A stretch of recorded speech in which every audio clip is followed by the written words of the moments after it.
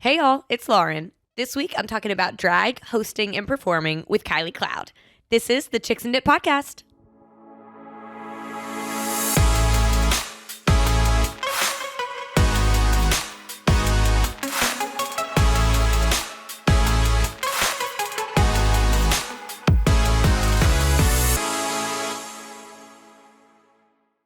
What's up, y'all? It's Lauren back with another week of the Chicks and Dip podcast. I'm so happy that y'all are here this morning. And if you're watching the video, you're not mistaken. I'm wearing the same outfit. I am an outfit repeater. Y'all know that's my least favorite thing to be. But, due to scheduling and whatever, I had to record the intro for this episode the same exact morning as the intro for last week's episode. So if you watch both episodes, you know what? As you should, number one, but you're going to be like, crazy. Is Lauren okay? She's wearing the same outfit twice. Y'all know this is out of character for me. I'm going to shake it off, though. I'm going to shake it off, and I'm going to let this go. I've got a great episode for you guys today. I have my friend Kylie Cloud. She is a drag queen and host, and we're going to get into it. I'll explain what happened, but this is our third time recording together, and we indeed had a issue with the camera. Like, I swear, y'all will hear about it, but she and I have recorded 3 full episodes, and every single time there's been some kind of technical problem. And so we keep joking, like, Kylie Cloud is cursed. I don't know what it is. She's too fabulous that the equipment just quits working. I don't know. But y'all will notice, if you are usually a video watcher, this intro has video, and then my interview with her, it's going to be audio only. But don't y'all worry, I'm going to pop up a gorgeous photo of the two of us that you won't even want to look away. So yeah, apologies for that if you're usually a YouTube watcher or you like the video on Spotify. This one is going to be primarily audio only. So heads up. Before we get into it, though, with the interview, I want to talk to you about some things that your girl has been thinking about eating my chips and dip this week. One of them, I'm going to talk about bathroom things. Not poop things, not like that, but things in the bathroom. For Christmas, I got a water pick flosser. And if you don't know what that is, or you've never seen one, it's a tooth flosser, but it uses water. So instead of, I don't know, what is floss even made out of? Is floss made of plastic? It's not made of hair or like silk or something. Like, no way. If floss was made out of silk, it would be like $50 for a spool, right? I feel like it's plastic. Anyway, it uses water instead of like a physical thing. So it's like this little tank of water. I don't know. It's like a half cup, and then it's this long neck, like a dentist tool, like whenever you go to get your teeth cleaned. And it just shoots water so hard and aggressively that it gets everything out from in between your teeth. In theory, this is awesome, right? Right? Let me just tell you, I tried to use it for the first time recently, and I threw away the box and the instructions, of course. I just opened it, filled it with water, and set it on my counter. So I didn't read like best practices. I didn't even try to watch a video. I was like, I know how to floss. Okay. First try, I went about it with my mouth open and like my teeth showing, like showing my teeth in the mirror. And I was gonna just make that face and just shoot it right in the cracks of my teeth. Well, with the mouth open, it just ricocheted off of my teeth into the mirror. So the whole mirror is now soaking wet. All like my nose, my chin, my mouth, everything is soaking wet. So I was like, whoa, whoa, whoa. So I pushed the button off. I'm like, okay, whew, that was wet. So clearly it's got to be something with like the mouth closed. So I like put the tip in my mouth and I like close around it like you do at the dentist. I'm like, okay, I got this. This feels familiar. This is what like my hygienist does with me. I put it in there and I click go and it's going good. I'm like starting on the side of my mouth. But then I realized like, your mouth fills up extremely quickly with water, so I kind of lean over the sink and crack my mouth. And it's messy, but it's working. And so like literally I'm flossing with this water, and water's just pouring out of my mouth down my chin into the sink. Again, not a cute sight, but like we're okay. So then I don't click it off before I try to switch to the other side of my mouth. I just drag it across my mouth. And y'all, this thing, you have to think, the water is coming out so hard that it will get stuff out from in between your teeth. It's like, I mean, it feels like a little needle, okay? It's super aggressive. So I just shoot that sucker across my mouth, not even thinking about that. The fact that this is about to shoot down my throat because I didn't turn it off. And that's exactly what happened. I went across my mouth. The water just shoots straight needle floss force through my mouth to the back of my throat and hits the little dingle dangler. And I am like in a severe pain, number one. But then I am like gagging like I have never gagged before. And my face is from me to this chip bowl at the mirror, okay? And I don't know if y'all have ever seen yourself gag. It is the ugliest sight. And I'm not one of those hot girls. Like, y'all know there's always those girls who are like so hot and they're like, yeah, like I don't really have a gag reflex. Okay, that must be super nice for you. I am a regular gal and I do have a gag reflex. So when that thing got hit, it was like and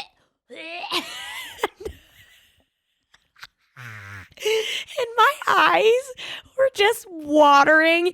And I just can't even. I wish I had never seen myself like that. You know, because like whenever you gag, usually you're not looking at yourself in the mirror. You're like head in the toilet bowl or like a trash can or like the bush. You know, like there's no mirrors around. So whenever you're gagging, you don't. It's like you don't even. You're not even aware. It doesn't even cross your mind what you look like. I was so close to that mirror, it scared the shit out of me. Like, my chin was in a shape, in a position that I have never seen it in. My eyes were just streaming tears. It was so disgusting. And that sounds horrible to say about myself, but that was not me. That was literally not me in the mirror. Looking at myself in the eyes gagging, that was something else. That was like a demon that lives in the dingle dangle in the back of my throat, and she came out. She said, oh, I'm about to change your whole face right now. Ew, y'all, it was traumatic. Like, I don't know what's more vulnerable than gagging, though. I really don't. You know, like, because whenever you're gagging or throwing up, like, you can't do anything. Like it's like your toes are even clenching, you know? Like, what? And that is so crazy about, like, I'm sorry, I don't want to just, like, talk about puking, but, like, when you throw up, like, your muscles, like, squeeze so hard that they defy gravity. That's insane, one. But then it also affects your whole body, like, oh my God. Like everything is squeezing for those few seconds that you're barfing. It's insane. What's more vulnerable than that? If I was in the middle of throwing up, you could literally do anything. I have no control. Nothing. Nothing at all. The only thing more vulnerable, I think, like, again, keeping it in line with the bathroom is like whenever you like don't have toilet paper.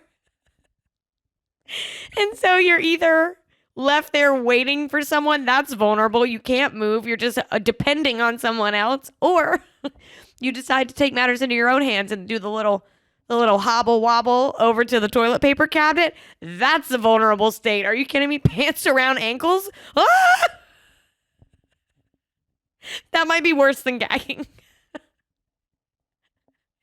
Ew, y'all, I can't. So I'm gonna practice with the water pick to wrap that all up and tell you. I'm gonna practice. I'm gonna watch some YouTube videos maybe. If anyone's like, you know, a water pick pro, you've been using it for years, or maybe you're a dentist, like send me your water pick tips. WPTs, water pick tips. I need it. I need some help. The other bathroom thing that I feel like, I don't know. I kind of feel like I'm the only one who hates this. I hope I'm not. I hope there's someone out there who hates this just as much as me. The bathroom fan is my least favorite feature in any home. I hate it. I understand why it's there. I don't even know if it takes smells out of bathrooms. I feel like it doesn't. I feel like it's just there to help with like the steam from the shower. Number one, I like the steam. If I'm in the shower, I want it hot and I want to be hot and I can't breathe. Like I want to not be able to breathe whenever I get out the shower because it's so steamy. So I hate the fan for that reason. But the real reason that I hate the fan is the freaking noise. It's like I'm not that person who white noise. I think that's bullshit. It's just noise to me. I can hear it whenever I'm in the bathroom. I feel this like overwhelming sense of irritation. And I realize the fan is on. That's what that noise is. That's what's driving me crazy. And as soon as I click the fan off, I'm back in a peaceful place. Do y'all hate the fan or do y'all like it? Cameron will use the fan like whenever he showers, and then he will leave the bathroom, turn the lights off, but leave the fan on for like an hour. He's like, it's like de-steaming. It's like, it's clearing it out. No, I swear I can hear it from the living room. I don't think that's true. I feel like it's not that strong. But in my head, like when the fan is on, I can hear it no matter where I'm at in the house. And it's like a little itch in the back of my neck. I'm like, what is that? I hate it. Ugh. Anyways. That's a little about me. I'm going to wrap up my intro stories because we've got a long conversation with Kylie Cloud ahead. But before that, y'all know I want to shout out Neutral. Thank you so much to Neutral for supporting this podcast. Today on the set, I have lemonade again. I have blackberry lemonade and I have peach lemonade. Neutral is wonderful. It's a vodka seltzer and it's made with real juice. It's 100 calories. It's gluten-free. It's super light and refreshing. And I'm so excited. Like we have had like 5 days of rain. Like when I'm recording this, it has been 5 days of rain in Savannah, and now we've had 2 days of sun, and I'm like so happy about it. And it just makes me want to go crack open a cold Neutral and like sit on the porch, sit on the beach, walk around my backyard. I don't know. It's nice out, and I'm just like so excited to know Neutral and to love Neutral because I get to share these sunny days with my favorite drink. That was so sweet of me. For real though, y'all, check it out if you haven't had it. Give it a try if you've got a beach day coming up, if you've got a vacation coming up, if you just like, I don't know, like I said, are cleaning your house on a Saturday and want to, enjoy a beverage, grab a Neutral. You can get them pretty much any bar I have found, at least in Savannah. You can get them all around town, or you can get them at your local liquor store. So check them out and tell them I sent you. Please, if you have a Neutral, put a picture of it up and tag me, y'all. That'd be great. Anyways, with that, we can get into our interview. I'm trying to think if I have any housekeeping things for you guys. The only housekeeping things is just share the show. I feel like I ask you guys every week at the end of the show, and frankly, every week I don't get tags from new people. So I'm on to you guys. If you listen every week, please take 30 seconds, share the show on your Instagram story, tag me, share it on your Facebook, tag me. Share it, text it to your girlfriend or your boyfriend or whatever and say, hey, like I loved this episode. If you're enjoying the show, a great way to support me is to share this and help me grow my audience. So that would be great. That's the only housekeeping thing I really have for you guys. And so without rambling anymore, let's get into it with Kylie Cloud. Let's go. What's up, y'all? I'm here with this week's guest. This is Kylie Cloud. She is a drag queen, a host, a model, a cover star, so many things. Welcome to the pod. Hi. Thank you so much for having me. You're welcome. And you know what? We keep it real on this podcast. So can we just be honest about what we've been through together? What has transpired? The way we have become best friends through doing this podcast. I'm becoming a weekly guest. We have recorded 2 full episodes together. And the first one, like my phone or something was too close to like the receiver. It was all static. It was horrible. The second one, we can't make this up. It was a gorgeous sunny day and the entire building's power just shut off an hour and a half in. And I'm like, there's no way. And we thought it was okay. It was the killer in this industry. It was horrible. But here we are again. Third time's the charm. You can't get rid of me. No, and I don't want to. Honestly, Absolutely I love not. you as a weekly guest. Like, thank you so much. Do you just want to be the other chick? Like, yeah, Baby, chicks and bitch.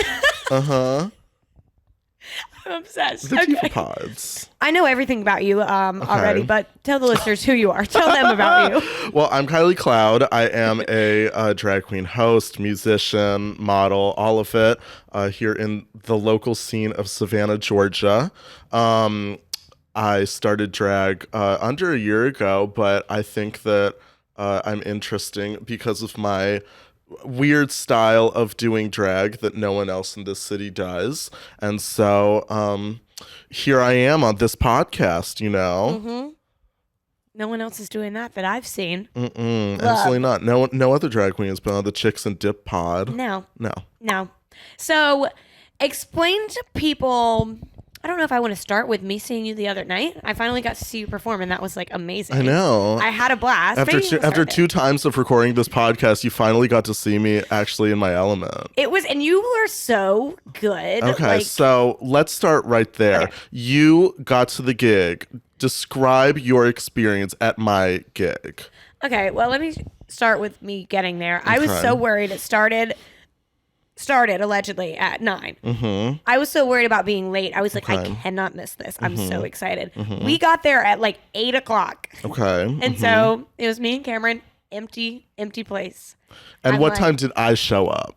What was it, about 9:45? No, it was 9:20. How dare 9:20? you? How dare you? Are you sure? I wasn't that late, Lauren. No, you were not late. You came and then everyone came after you. It's Oh, like yeah. y'all were connected. Everybody knew. Absolutely. Everyone knows that a drag queen is on a drag queen's time, you know? Well, now I learned a lesson. I will show up when you show up. Like, I'm just going to wait around Thank outside you. to see you. Absolutely. Mhm. It was actually impressive. Like, literally, you walked in and then it was this entourage of like 45 people. I was like, I'm sorry. We didn't plan that.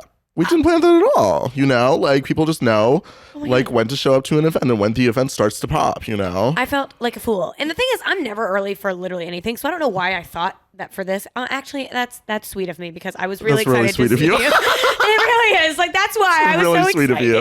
of you. But no, it was amazing. And so, like, we got started. There was a DJ, and then you got on the mic, and I was like, I know her. Like, but you took control of the room. You literally said, "How we doing?" And everybody said, "Wow." Absolutely. You crushed. Yeah, that's really like my hosting style.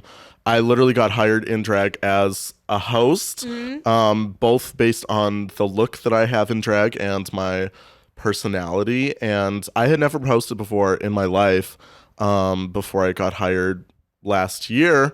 And I got hosted immediately. Nope, excuse me. I got hired immediately to host. Like, I didn't have to go through the rigmarole of coming up in the scene or anything. I bypassed all of that, and I immediately became like the head person in charge of these monthly club nights. Yeah. For my powers on the mic, I suppose. And so I want to kind of actually like talk about that. I want to talk about how you came up, but like, can you explain to people kind of the traditional like road to getting into drag and then building your way up in your like career? Absolutely. A lot of drag queens, specifically probably in this country, come up through a ton of talent shows, competitions that are held weekly or monthly at clubs, and just things where it's getting your name out there,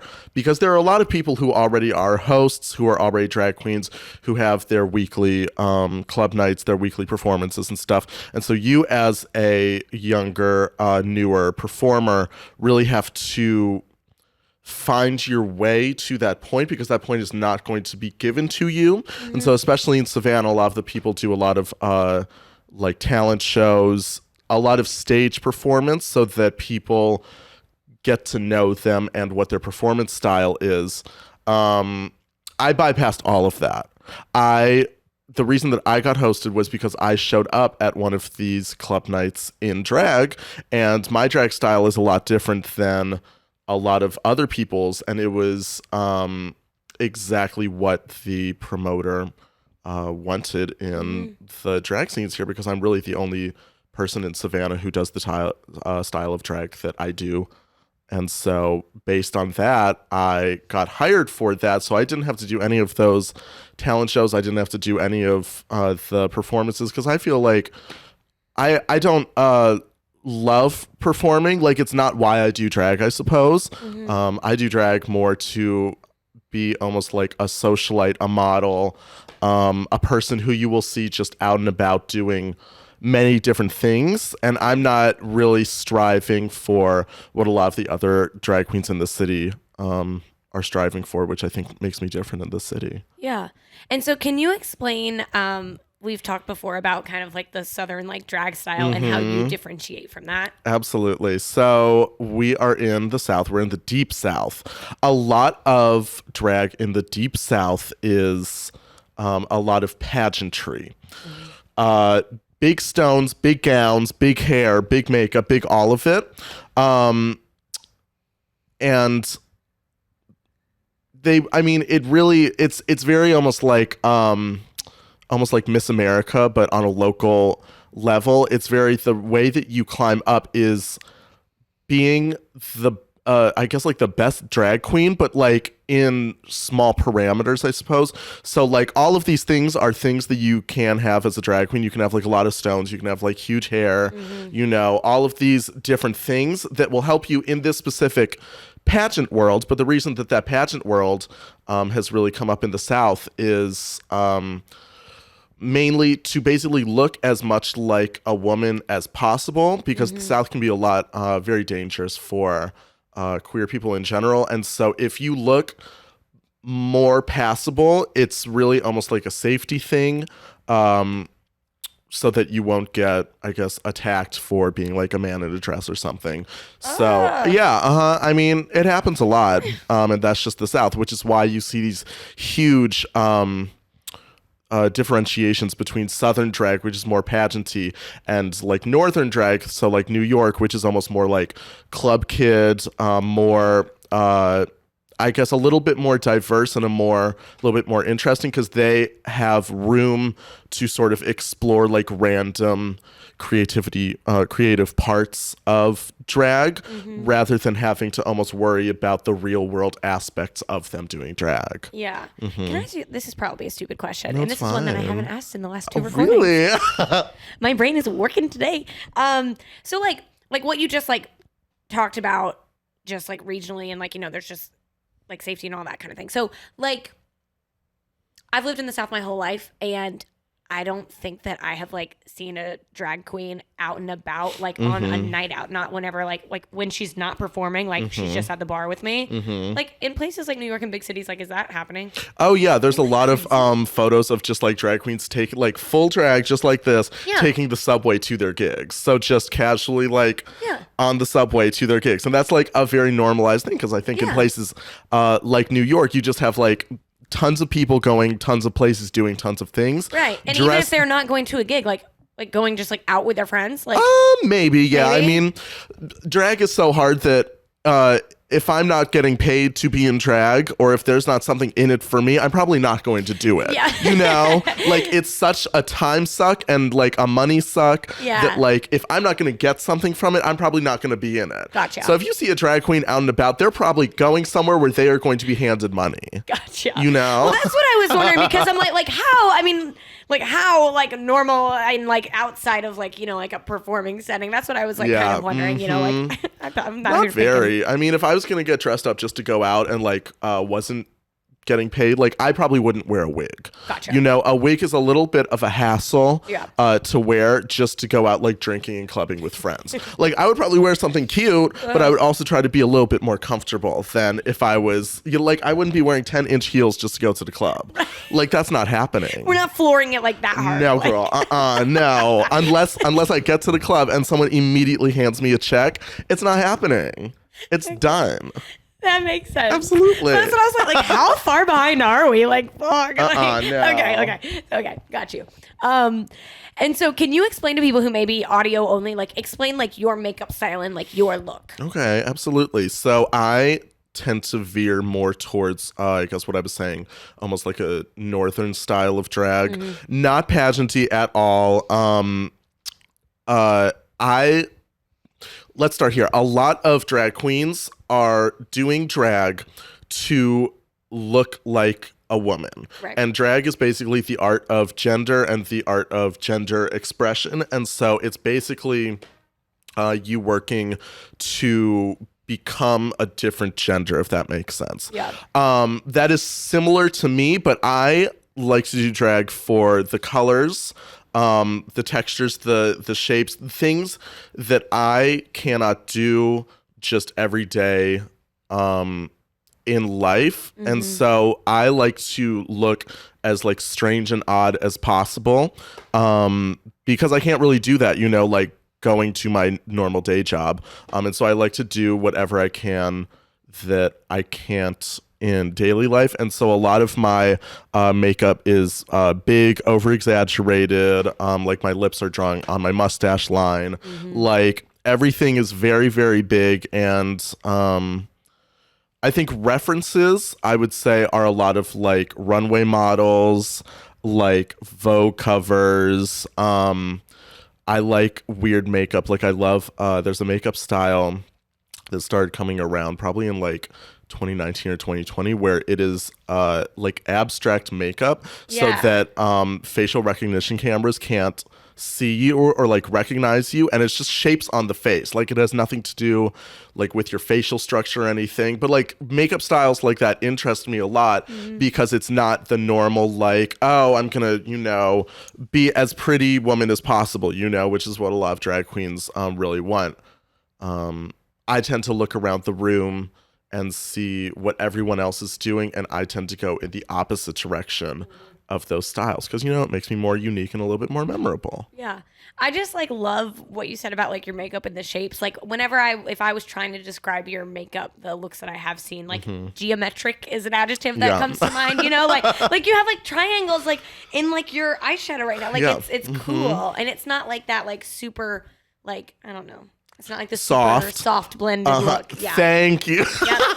Yeah. But I don't mean that in a bad way. And like I told you this the first time we recorded, I was like, it is so different from makeup that I would do on my face, but it's still beautiful. You know what I mean? I remember when I first saw you, you were, I was wearing pink eyeshadow, but you were also wearing pink eyeshadow, and you were like, oh my God, we're matching. And I was literally like Jim Halpert to the camera, like, okay, like, it was just like the nicest little like clean like liner that you had on. And I was like, of course, just like casual day-to-day wear, big blown out eyeshadow. Like, yes, it was pink, but I was like, okay, yeah, sure, Lauren, we're matching. Literally, y'all have seen it. I put it on my Instagram every time I do it, like the teeniest little pink wing. It was adorable. Wild. And you were literally like, I'm wearing pink liner today. I feel so good. And I was like, you do look good. But it was so funny, just the comparison of your makeup versus my makeup. You're like, girl. Yeah, I mean, but this is normalized for me, like that type of makeup, like the liner that you do for like women, like doing a colored liner is like really stepping out of the box. Crazy girl. Like literally, like putting on my mascara for you guys is like life changing. Like that is going out to the club makeup. But I mean, like day to day, like I've just sort of decided that, like as a gay person, I'm going to be, I guess, seen a little bit more than I would like to, I suppose, for better or worse. But because of, I guess, like my more feminine qualities and just the way that I am, like my extroverted self, like I will be noticed. And so at a certain point, I just realized that I'll be noticed regardless of what I wear and what I do. And so I'm just going to have fun with my look because there's no like, I mean, it's like I'm obviously not closeted and people obviously know that. Like there's no way for me to like appear straight in a way, Right. And so of course I'm going to day wear my eyeshadow, wear my earrings and whatever, because I mean, I'll get the same looks regardless of if I do that or not, Right. So right. Was there a point whenever you were trying to be a little bit more subdued? Probably like maybe in like high school, and then a little bit like after high school, I just realized, oh, this obviously is not going anywhere, like there's obviously not like two parts of me or whatever. And I just sort of decided that it would just be easier for me to just do me, I suppose. Yeah. I feel that. And I mean, of course, like I'm not trying to like relate our lives like they're that similar at all. But I think that kind of a relatable thing is just like trying to find yourself an identity no matter like what your background is. And like whenever I was like 12 and 13 and I was like insecure, like I was trying to be like the little girls like at school who were the cool girls and like wearing the same things as them. And it's freeing once you just realize like, I might never not be mind. like that. Yeah, like I'm just gonna do me. God, it's like a weight lifted off of you. Yeah, literally. It's like, I don't think I will, No, and like you're just less stressed because the thing is like whenever you're trying to, especially with clothes and stuff, whenever you're trying to dress like something that is not your vibe, you are so uncomfortable. Like all day long, I remember being like insecure, like this isn't right. Absolutely, yeah. And so can you walk people through like, of course, I've been to your show, but like walk people through a Kylie Cloud show. Okay, so let's see. I am both the host and the performer at these club nights. So these club nights are normally themed, normally to a pop star. So we had a Lady Gaga night, we had an Ariana Grande night, we had a Beyonce night, we had a Britney Spears night. One of them was not pop themed and it was like disco themed. So we usually have a theme because themes are fun. Like why not dress up to a theme? But I am both the host and performer, and so my job. In my head, my job is to wear an outfit that coincides with the theme. And so like for disco, I wore like a big pink fringe gown that I made myself out of like these plastic tapes, I suppose. And so it's just a huge, like, it looked like a car wash. Like it was just this huge fringy gown that I could just throw around. And so that's why I wore for that. But I get to the gig in an outfit that I have put together, planned, makeup, hair, all of it. And my job is to be the MC and the host of the party. So chit chat with people who are inside, like, how you doing? Thanks for coming, and then I get on the mic and I am the main person that people are looking at in the club, so I am really the like the moderator of the vibe. So I yes, like after going, I think that I was expecting more of a we watch you perform, like more of a show, and like literally I was like trying to find the words, like you were cultivating the vibe. I was cultivating the vibe, getting in there, and it felt more like a party than anything. Absolutely. That's literally what it's supposed to be. I wander around and how are you? Welcome to the party. This is how you're supposed to act at this party. This is how you're supposed to be. You're supposed to be lit. And so me on the mic, I try to do that. I'm loud, I'm boisterous. I love a crowd reaction. And so you saw it at my club night.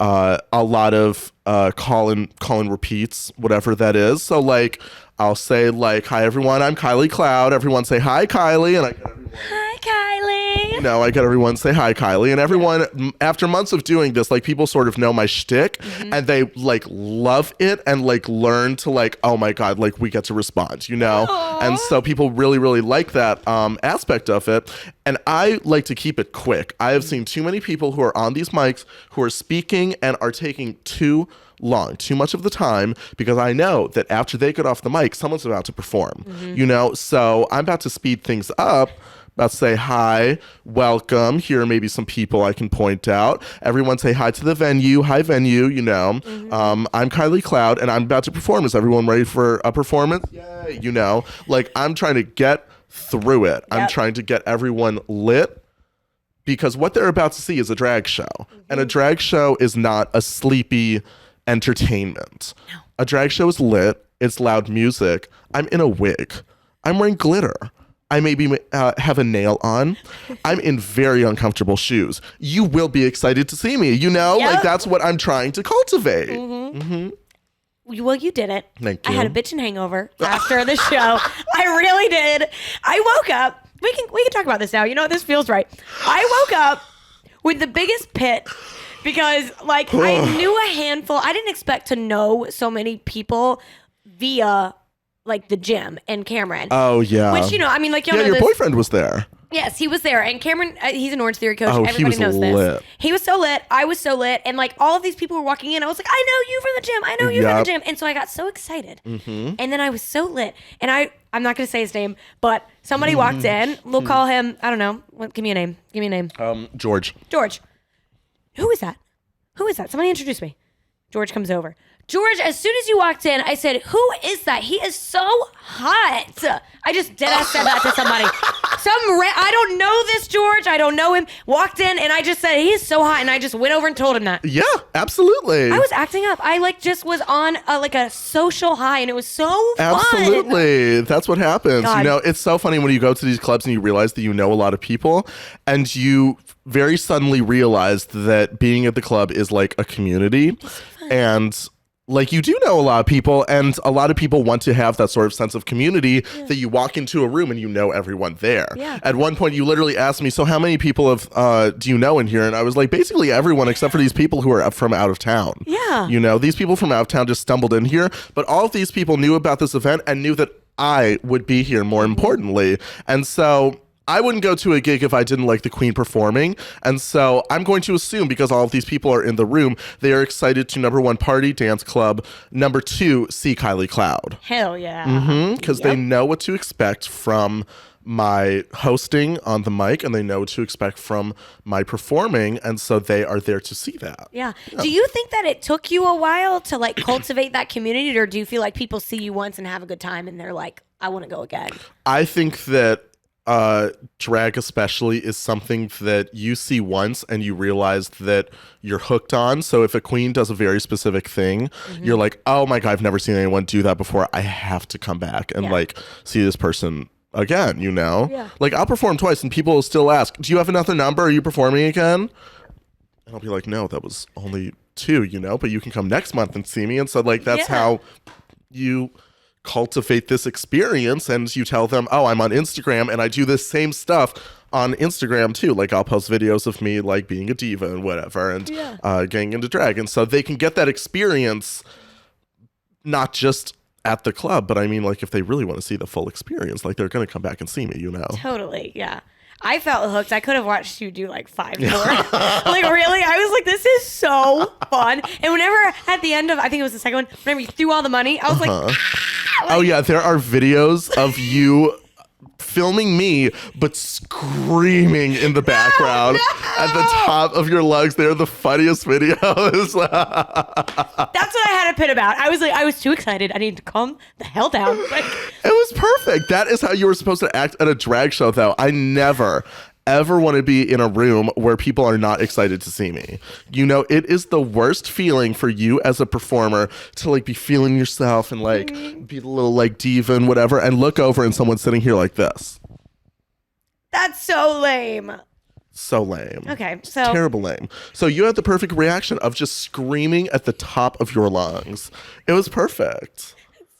It's exactly what I want. Thank you. And you know what? Maybe that's why, because like you and I had talked about like drag etiquette. I have asked you before, like, what do you want? And you're like, the energy. Absolutely. I took that very seriously. You took it so seriously. Absolutely. And I so appreciate it. Yeah. Because I mean, you have to understand, like a drag queen is performing somewhat of a character, and they are there to be the entertainment. And so if you're in a room with a drag queen, you are there to be entertained, you know? And so this queen is in a wig that she might have made, a lot of things that she spent money on, first of all. A wig that she might have made, makeup that she's done herself that probably took at least a couple of hours, like an outfit that she might have made herself, and wearing really, really tall shoes that are probably uncomfortable. And she is putting herself out there for you and the audience to sort of have this moment together, and what she wants is, in that moment, the validation of, oh yes, you are doing a good job on that mic, you better slay and you better eat this number, girl. Yes. Like,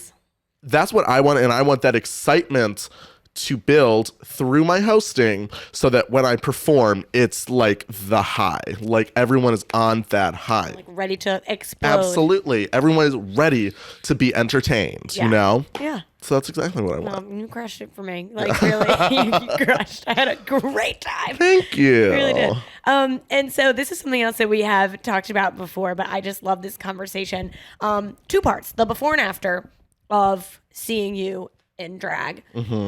The before, I want to start there. You make a lot of your looks, like from hand. Can you talk about that? I do. I don't know how to sew, but I do know how to construct.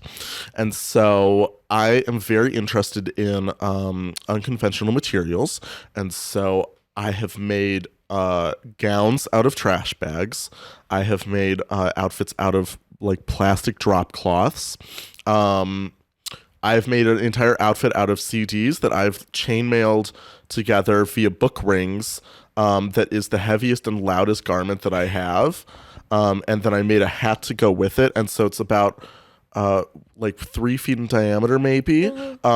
Layers of CDs that are glued together and then rigged to my head via multiple headbands that are then taped together, that are put on my head and pinned into my wig. Oh my God. And then CDs and chains are coming off of that. So it's like the loudest garment you've ever seen in your life. But I make a lot of the things that I wear because I'm interested in just like constructing things, I suppose. I like it to be just a little bit messy because I feel like with sewing, sewing is about you having the patterns and you having like the perfect stitching and the fabric like fitting correctly and whatever. That stresses me out. Yeah. To have like one stitch like be wrong and then the outfit looks wrong, I don't like that. I like to be able to hassle with it and to, you know, just like play with something and maybe change its shape a little bit. Like I remember I realized when I got to the club and I was wearing this trash bag gown, like a fishnet gown that came out from the knee and hit the floor. First of all, I realized that I could not walk in that at the club, and I was stumbling on the actual trash bags itself. And so at the club, like, while the show was going on, I had safety pins all over my outfit just for a shiny accent. I took the safety pins and I hiked up the front of the garment and safety pinned it to itself so that I could walk. Love. And that was perfect. It worked for the entirety of the club night, but I like that I have the option to do that with garments and maybe change and fix them as the night goes on. Yeah, because they're not perfectly perfect down to the stitch. Absolutely, yeah. That makes sense. And so, whenever you're getting ready, like how long does it take you to get ready? When I started, it used to take a lot longer, simply because I didn't know what I was doing. So it usually almost took like 4 hours. I gave myself a lot of leeway, you know, just a lot of time to mess up and to sort of figure it out as I went on. But now, I mean, I kind of know what I'm doing, and it's almost like a paint by numbers thing. And so I can get through it in an hour and a half, maybe. Wow. And that includes like the hair, the outfit, like all of it, and leaving the house, you know? So I've figured out how to do my face in a really, really, really quick and not economical, just a really efficient way, you know? So I know where everything goes and I just do it, you know? Yeah, but yeah. Are you like cultivating a vibe? Like I know you're a coffee gal. I know that. I'm a coffee gal, absolutely. Like what kind of music are you listening to before you go out? Like Okay. out to host. You sent me a song and I didn't have time to listen to it. Oh, that's fine. No, we can listen to it after. That's perfectly fine. But a lot of it is just whatever is on my liked songs on my iPhone, like on Spotify. Yeah. I really, really, really like trap music to get ready to, and it is specifically because trap music is made so that you listen to it while you are doing things. And so I listen to it like when I do the dishes.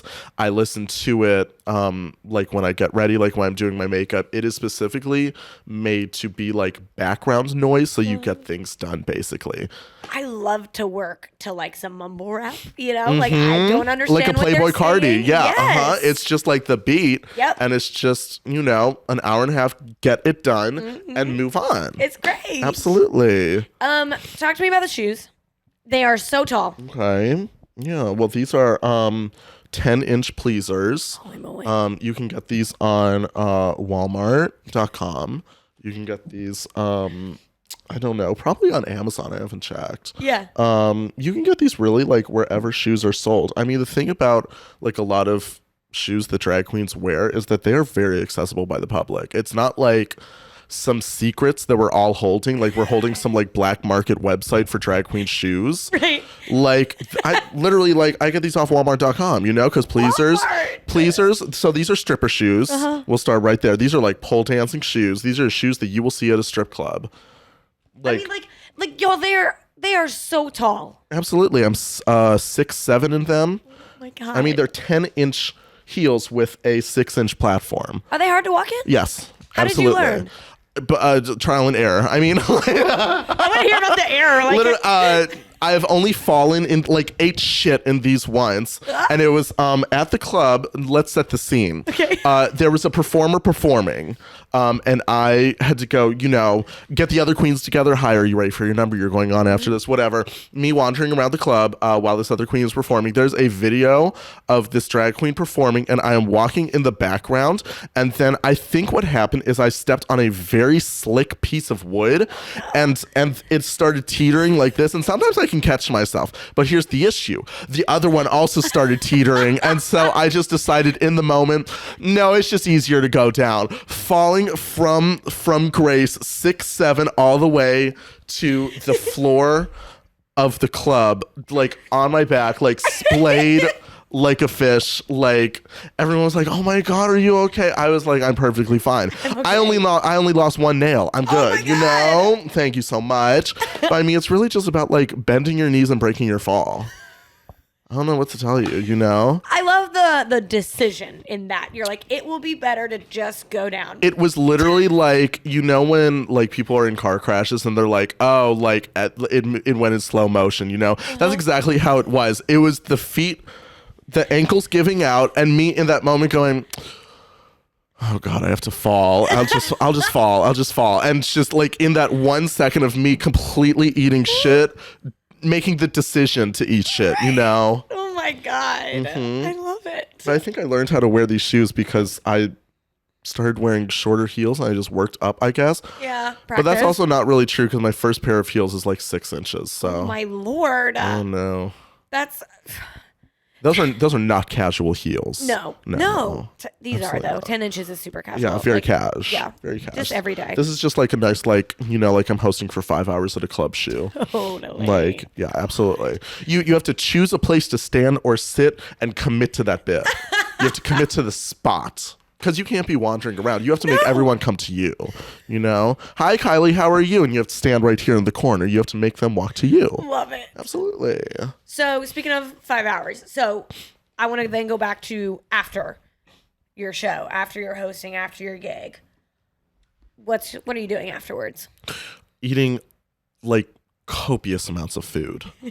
In general. So, I mean, a lot of the club nights that I have are between 3 and 5 hours. Oh. So that's literally like a work shift. It's not like I'm showing up to the club, performing one number and going home like all of these other girls are. I'm showing up and I am there. It's a marathon. It is like the longest period of my life. Mm-hmm. You have to design your day around being in drag for 5 hours. So lots of naps during the day, lots of laying around because you have to conserve all of your energy in order to give it back at the end of the day, which is hard. It's not like a 9 to 5 where you wake up and you immediately go to work. Mm-hmm. You have to wake up, you have to have your day, and then you have to be this active drag queen who's performing and hosting and is a personality at night, you know? So after that, exhausted, would love to go home. If you see a drag queen out and about, that drag queen is thinking about their bed. Like they are thinking about the sleep that they are going to get after they take this wig off. Yeah. Like drag is so uncomfortable and I have no idea why people do it. It's because we look good. We do it to look good and we're very self-centered, I believe. But I mean, everything in drag hurts. People are corseted. People have many layers of pants, pantyhose, outfits, sometimes many layers of wigs. Mm-hmm. Sometimes they are pulling on their scalp, like eyelashes that are glued to their face, like everything. Everything hurts. So after 5 hours of being in drag, I am ready to go home and take everything off. Yeah. Wig first. This wig that is pinned and glued to my head is coming off first, you know? Anything that is hindering me from using my hands, coming off. Nails off. Gloves off. All of it. Makeup is going to be the last thing because makeup is a little bit less of the hassle. Mm-hmm. But while I'm taking the wig and the gloves off, the lashes are coming off. Totally. The lashes are in my peripheral vision and they are not fun to have on while I'm trying to do other things. Yeah. Shoes have to come off. Outfit has to come off. Layers and layers of things underneath the outfit have to come off. While I'm taking things off, I'm putting it away. Are you really? I'm not about to wake up in the morning to 3 layers of pantyhose, pads, dress, wig on the floor. We're not doing that. No, I'm taking my earrings off and I'm hanging them up on the wall. Taking my dress off and I'm putting it on the hanger in the closet so that when I wake up in the morning, I can see my floor. Peace.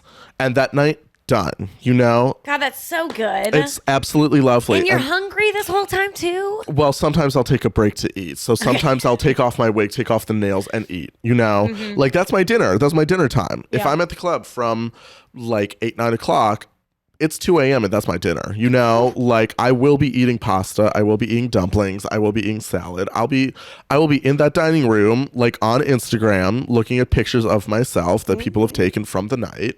And I will be eating, you know? Yep. It's my cool down time. Maybe a cup of tea. God, you know? Nothing on this earth is better than whenever you get done at something and Yeah. you're so hungry and you are home and like for me it's the bra. I take the bra off and I'm just Yep. scratching my own titties and I'm eating and exactly what you said. I'm just looking at pictures of myself from the night. God, Absolutely. it's like therapy. Yeah, literally. It is my favorite part of the evening. I have so much fun in drag at the club, performing, hosting, whatever.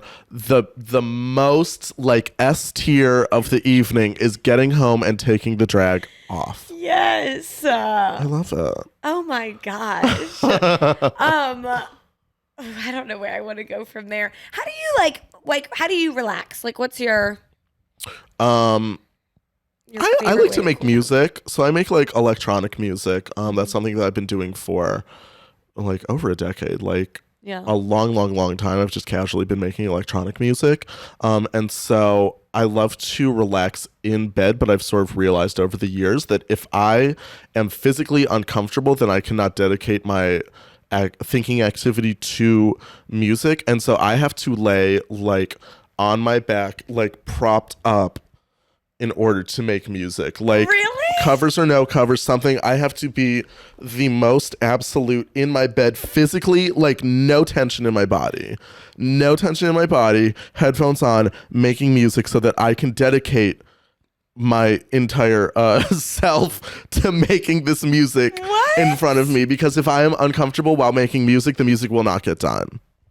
This is okay. Yeah. This is fascinating because creatively, I am the opposite. Like Oh. my creative background before, like like media and all that, I used to paint, and every now and then I'll still paint, but I painted a lot, Yeah. and I would hunch so Yeah. much that my whole back and neck were hurting, and that was like the only time I could get creative. Oh my God. Isn't that weird? That's really, really weird because I have painted before. And if I hunch over and my back hurts, over. No creative juices. This painting is not getting finished. And what I will do is I will go sit down or lay down so that my body can relax so that I can think about this painting that's going on. That's so interesting. Girl, if my body is hurting, I'm not active. Like it's not happening. Nope.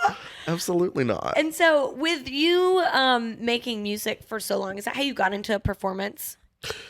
Yeah, I suppose. Everything sort of everything that I've done recently has just sort of been me saying yes to. Can you host? Yes. Can you DJ? Yes. Can you perform? Yes. Can you model? Yes. Like a lot of the things that I've done, I haven't exactly had experience in doing, but people don't know that. Yeah. People don't know that I have never actually like DJ'd for like a live audience before like 2 years ago, and that I don't like do that a lot because when I do it well, like I know how to do it, but I don't do it often. And so like when I hosted, that was the first time like I'd been on a mic to do something like that, but I just sort of, had like a blueprint in my mind to do it. And so I knew like in my mind, like, oh yeah, I can do that, Where do you think that comes from? Like, have you always been like that? Like, a lot of people, I ask it because I think a lot of people, if they have not perfected something, they're like, I can't do that. I'm not, what qualifies me for that? Well, I mean, if you don't do something once, how do you know if you can do it? That's true. So like, I had no idea that I could host. I could have failed at hosting, but I knew that I was good with my voice, and I knew that there was a lack of energy, I suppose, and that I needed to. I think I knew my goals as a host, and I needed to get to that. And so, like, on my first night of hosting, I knew that I had to get the crowd riled up. I think I knew that I had to introduce the performers correctly, and I think I knew sort of the vibe and how long I wanted to be on the mic to get from point A to point B. And I think I just sort of filled in the gap from beginning to end sort of as I went. Yeah. But, I mean, like, there are just a lot of things that I think in life you don't really know how to do. But, I mean, if you do them, then you suddenly know how to do it. Right. Like, it's just sort of learning on the job, I suppose.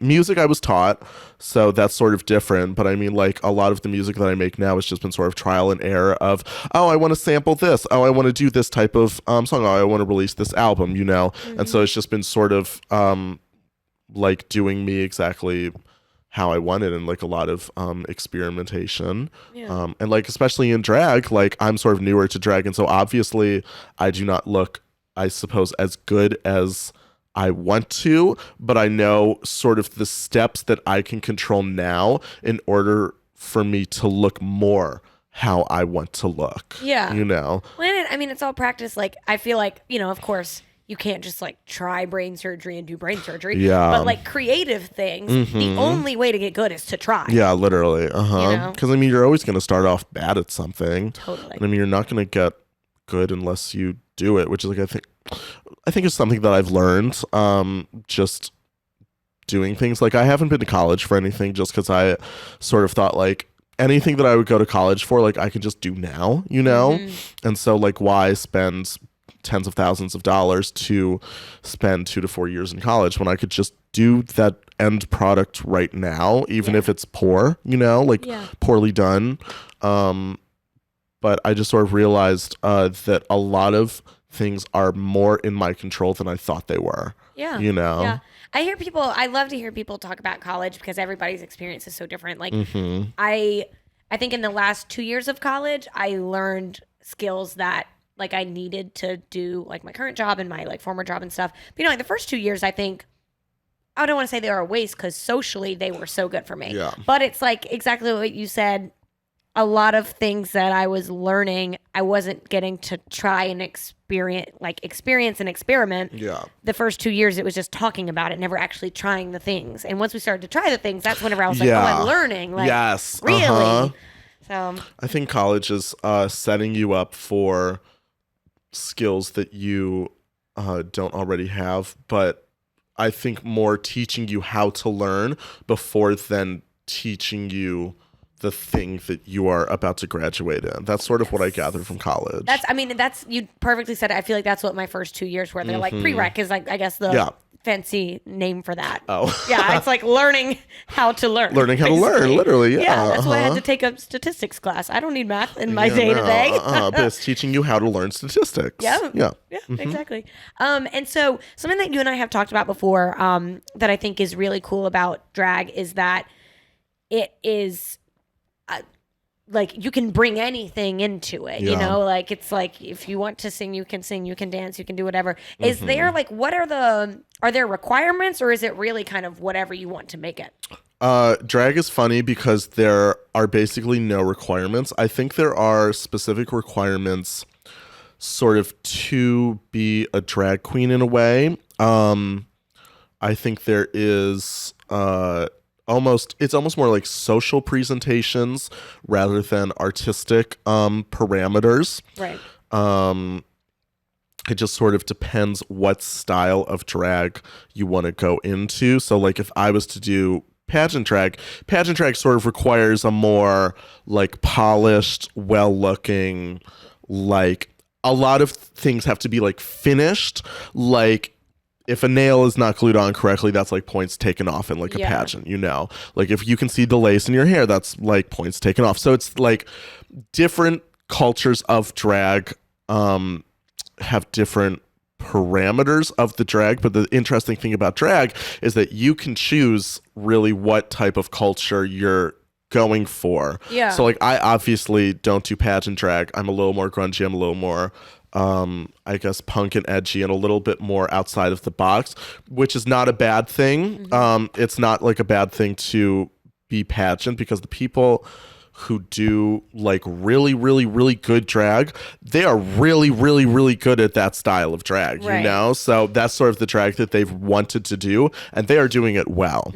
I am simply choosing another style of drag that I want to do well at, if that makes sense. Yeah, no, it does. And like even the last time we talked, like I cannot get like the puppets out of my head, but literally I was like, there's so many things. You're like, you could do drag with puppets, and I was like, what? Yeah, there's a drag queen who does the what is that orchestration with the stick?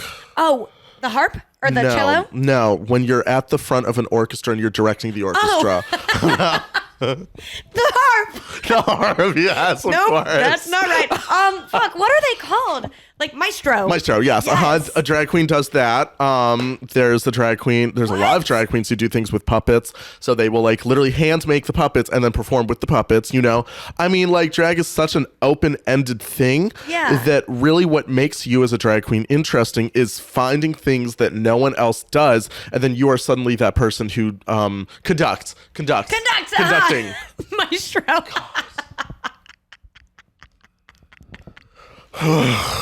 You are suddenly that person who is a conductor of an orchestra. You are suddenly that person who does the puppets for their performance. You are suddenly that person who does that thing that people suddenly want more of and will come see you for, basically. Yeah. Mm-hmm.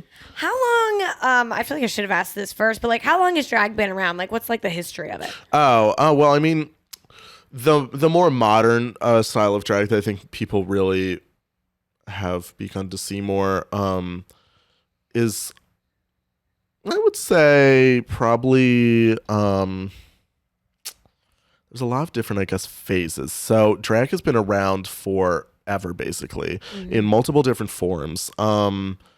Drag is basically historically men dressing up as women. And so you can see this in different stage performances. You can see this in plays that are put on like Shakespearean era, like going back. More modernly, it's really been around since like the 1920s of just like queer people coming together sort of in a safe space where they can sort of express gender. And now it's become more of almost like an art of like presenting gender, but almost in a more artistic form, I suppose. So it's really come into pop culture in the past like 10 years, mostly because of RuPaul's Drag Race, honestly. But I mean, it used to be like a lot more underground than it is now. And now it's like on your doorstep. It's literally like everywhere, you know? But I mean, it's been around forever. It's a really old style of art, I suppose. Yeah. And you might not know this, but like how/why do you think it is so popular with bachelorette parties?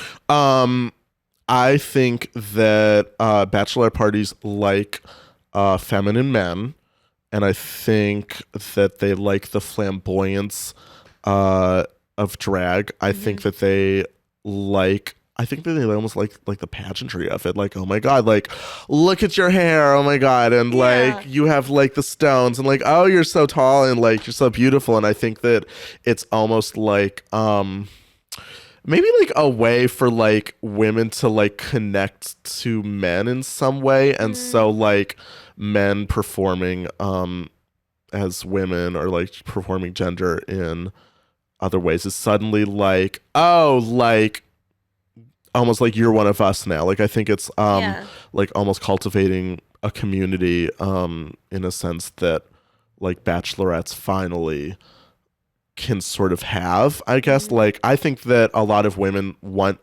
male friends but don't know really how to relate to a lot of men. And I think because drag is almost so close to women, like a lot of drag queens are literally portraying women, then that suddenly brings like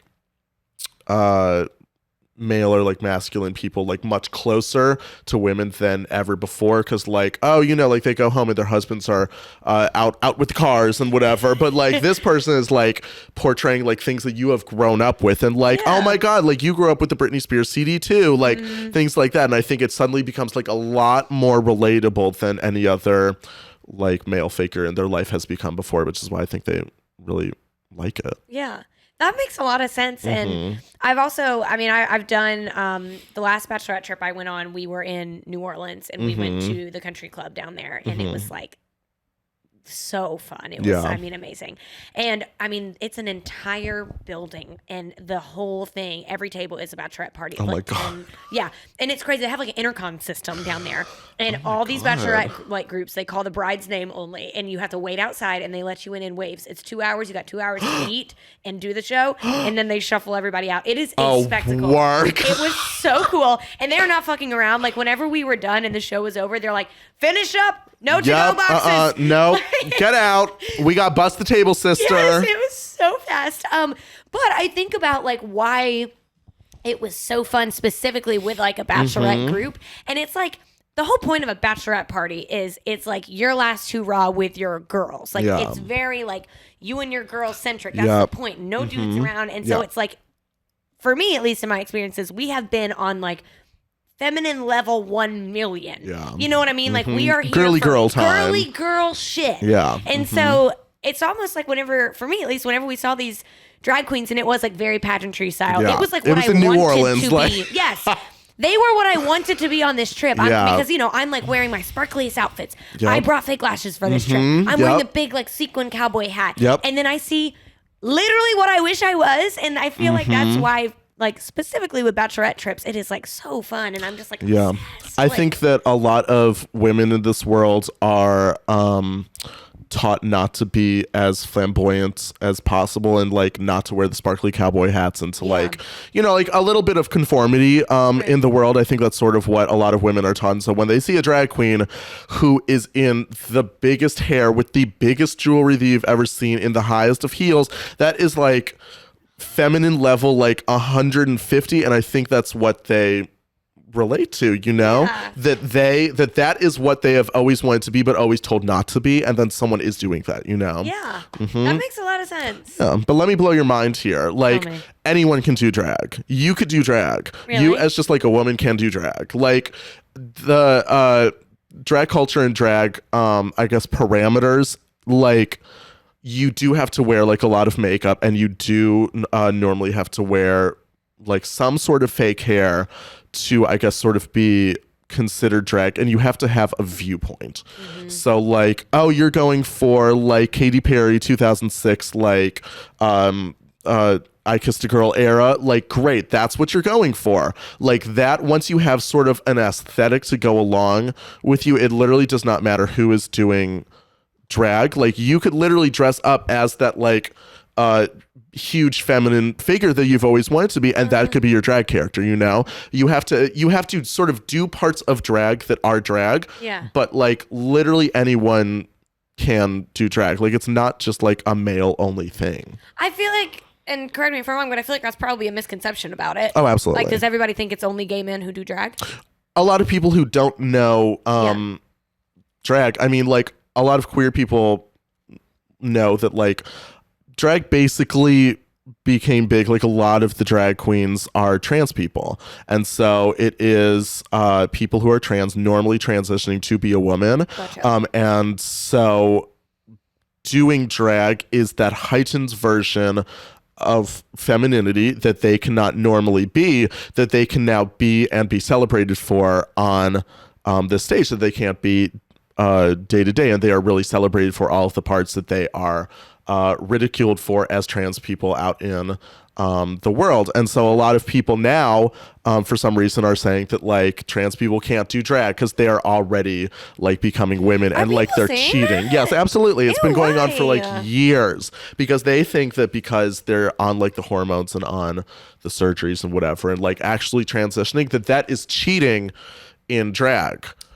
But that's not true, because them out in the normal world is just being themselves. Like that's a very casual side of themselves, whereas doing drag, like you are not wearing this amount of makeup out in the world, like right, regardless. Yeah. Like, trans is who they are and drag is what they do, if that makes sense. Gotcha. And so like just like if you did drag, like a woman is who you are, but drag is what you do, basically. So you are choosing to become like a heightened version of a character that you cannot be out in the real world, basically. Right. That you are performing on this stage. Like you could be doing a Britney Spears number. Bitch, I'm Britney Spears tonight, Right. Like that's literally what drag is, because you're not going to be Britney Spears at Kroger. You are not going to be doing so that's really like what drag is about. But I mean, anyone can do drag. Yeah. Oh, that's cool. I want to do drag now. Do drag. Oh my god. Could you imagine if I put you in drag? I would literally love it. Okay, I'll put you in drag. Let's just like have like a fun Saturday one day. Absolutely. Of course. I'll put this huge white cheekbone on you. I'm obsessed with it. I love it. Look, and I have always said, like, I act up in a wig. Like, I have underneath my bed. No, seriously. Underneath my bed, you should see I have a wig bin. I'll send you a picture. Sometimes Work. it looks like there's, like, someone underneath there, like, whenever one of them starts coming out. You know, it's like, oh, what is that head? But I just have a lot of wigs because every Halloween, every birthday, whatever, I like to have a wig on because I feel like a different person. It is so fun. You have literally just described drag. Oh my God. You have literally just described drag. I just loved wigs. No, you've literally just described drag. You just said that you put on a wig to be a different person. Yeah. That's literally the point. It's all connected. That's literally the I'm point. having a breakthrough. Yeah, absolutely. I mean, that's why people like to be these ridiculous characters for Halloween, because that's really the one time that it is like socially acceptable to basically like dress up as what you want. Like for that night, you are Lady Gaga doing paparazzi on the VMAs 2008. Like that is what you are doing, and like that's your character for the night. And everyone's like, oh my God, you're Lady Gaga from the VMAs, you know? Yeah. And so everyone like recognizes you for who you are and what you are doing. That's drag. That's literally drag. I'm obsessed. But I mean, literally having, like, my brain is like boom, explosion. Absolutely. It's just about being big. Have you seen me as Dolly Parton for Halloween? No, I'm about to show you. Okay, I'm sorry. You guys, I'm going to put it on the Instagram right here, so like y'all just bear with me on this. So this is the costume that I am the most proud of. I had huge boobs. No, I didn't make it. I mean, like, I put it all together, but I didn't make it. Speaking of huge boobs, do you know that drag queens have silicone breastplates now? Do you know that that's a thing? It is literally like almost like a backpack. You put it over your head, and like there's different styles of it. There are ones that are just like, we call them titty bibs, where it's literally just like a bib and it's just like boobs, you know? Right. But there are some where it is almost like a bodysuit in a way, and it like comes down to mid-body and it comes up to the neck. So that this right here, there's not a clockable line here. So if you are looking at it from the right angle, it is literally just like pure skin into boobs, and it looks real. It's insane. Yep. Oh my gosh. Have you ever worn boobs at all? No. Do you ever want to? I don't know. Like, maybe, but I mean, that's not like, I guess something that I boobs are not something that I would like to get into, you know? Like, it just doesn't interest me. I don't know, you know? I don't even have big boobs, but I'll tell you, you know, they're fine. They're not that great. I don't know how to explain it. Like, there are just some parts of like, I guess, normalized drag that I just don't care about, you know? Yeah. Well, that like sets you apart. Yeah. Okay, hold on. I'm almost to Halloween. I'm like coming. Everybody listening is like, bitch, let it go. But like, you have to see this. Oh my God. I'm about to judge your drag. Look, you're about to have a drag queen judge your drag. Go through those. Go through these. Is this your boyfriend? Yeah, he went as Taylor Swift. Oh my God. Did you put lipstick on your boyfriend? Oh yeah, I did. He woke up with it still on. I used like the lip liner and what is that one? It's like the color stay or something that stays for like 36 hours. Girl, I want you to know that I have that on right now. Right now? I literally know what you're talking about. It's so hard to get off. It's great. Well, I mean, you just need a makeup wipe. And well, you got to scrub a little bit. I know. Okay, this is a gorgeous Dolly Parton. You are wigged up. I know. It's so heavy. This is at least a double stack that you are wearing on this day. I'm obsessed with this, y'all. Wow, I feel like I'm like getting a report card. I'm dead serious. If you wore this exact outfit with this exact wig and you did your lips a little bit bigger and your contour a little bit heavier and like a little bit more eyeshadow, that's drag. Oh my God. Because like this is not a lot of makeup. No. What I'm looking at right now, this is very just like you're going out or whatever. Yeah. But you are in like a triple stack wig, bitch. You are wigged up on a Wednesday. Yes. Like, you have got to be joking. I love it. I'm telling you, I love it. Okay, are you at the end yet? I flew off a slide. Look at holding my wig. That's drag. That's drag. When your wig comes off and you have to fumble around to put it back on. Y'all love the video that we're watching? My God. I went down, it was Halloween, and I went down this like inflatable slide and You're I was in a sequin dress, bitch. I know, that's why it was so slick. I was wearing all sequins and y'all, I shot off like a rocket and my wig was like flying behind me. I said, no. Oh my God. That's amazing. But yeah, see, like, I get it though. Like you really feel like a different person whenever you're exactly. And so when you got a double stack on. Yeah. How can you not? Is that why you do drag? Like, I mean, self-expression and like why do you do it? Yeah. I do it because I love attention. I love for people to look at me. I realize that it is sort of a vessel. It is the bowl that I put the salad of all the other arts that I do into. It is like the visual representation that can connect all of the different things that I do. Because like if I say that I'm a musician, people are like, "Oh, that's cool," but I'm just like, I'm just some guy that does music, you know. Right. But if I am a musician who also does drag, like, oh, there's that drag queen that does numbers and performances to her own music that she's made. Like that's what I did on the night that you saw me. Like that second number, that was a remix of an Ariana Grande song that I made from scratch. That's you know, so cool. that I performed to. So I like to have this sort of world of things that I do and I'm good at, and drag is sort of the middle point for all of that. So I put a video out recently that I star in, and it's just like a promotional video. It's the one with the black and white in the hallway. Elevator. Yep. Oof, yes. Absolutely. So that is me in drag. I did my own makeup, did my own hair, whatever. Got photographed by someone else, videoed. But I was the model in it, and then I got sent all the videos. I edited the videos myself, and then I put my own music over it.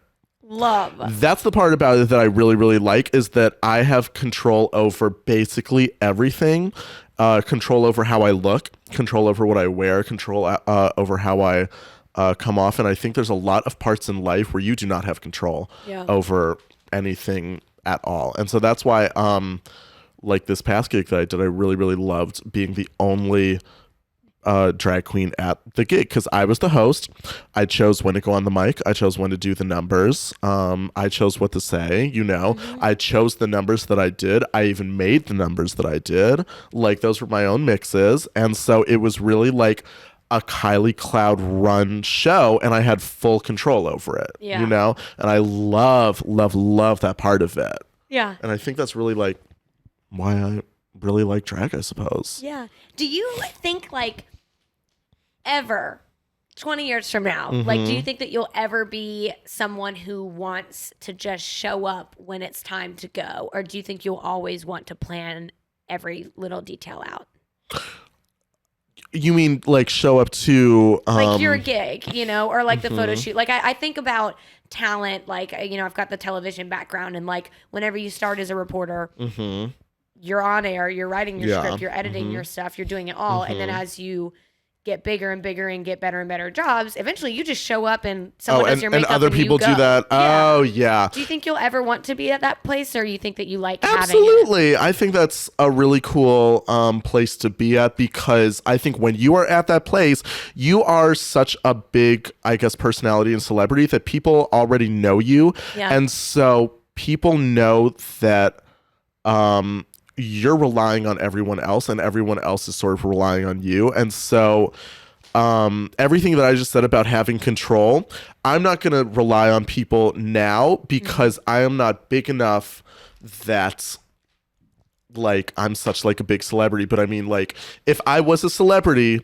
and I was booked for like a red carpet or something, and someone was doing my makeup, someone was doing my hair, if those people don't show up and I look bad on the red carpet, then like people expect something from you when you are bigger, I suppose. And I'm sort of at the point now where people don't expect a lot from me. And I like that because I can surprise them, I suppose. But I really don't like relying on other people to do things for me, I suppose, because there's not enough in it for them to do it. And they may be able to just like drop out or something, you know, like I'm not doing that. Like I'm not doing my own shows because I don't want to be the middleman for venues that don't text back and other drag queens that don't text back and DJs that don't text back. I'm not going to put myself in that stressful situation when I could do drag on Instagram and have videos of myself that I edit, that I do the music for, that I do everything for,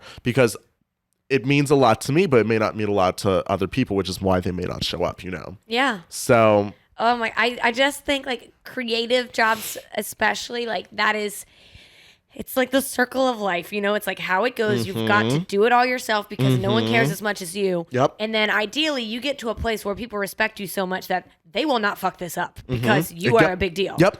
Exactly. That's So the yeah, I best. would love to be to that place where I don't know, like people do things for me. I don't know. Right. Well, people take you like seriously. They're like, "This is my break. I get to work with Kylie Cloud." Literally, yes. Yeah. Because I mean, I've had that where I've had very notable drag queens in the room with me who are watching me perform, who have much bigger careers than me and are on like Twitch and YouTube and like have won things and are very notable. Yeah. And they've been in the room with me and I have to be on like my best behavior because I have to show them what to do so that they'll go home to, I don't know, all of the other big names and be like, oh, I saw this drag queen in Savannah and like, oh, she was like the best drag queen in Savannah because she did this and she was notable because she did this. I'm trying to be that person. So I mean, every single time I'm in drag, I sort of have to look my best and be on my best behavior because you never really know who's watching. Yep. Oh, that's so true. Oh my gosh. Look, and that's why I wake up after nights. I wasn't even performing, and I woke up with a pit. I'm always like, who was in the room? Like, what if it was someone awesome? Yeah. Oh God. I feel like the older I get, like the more I live my life like that, and the more I think about that kind of shit, which I think is good. I think that's also called maturity. Yeah, sure. Maybe. Maybe. I don't want to act crazy. Yeah. Weird. Possibly. So this show is about being in your 20s, obviously.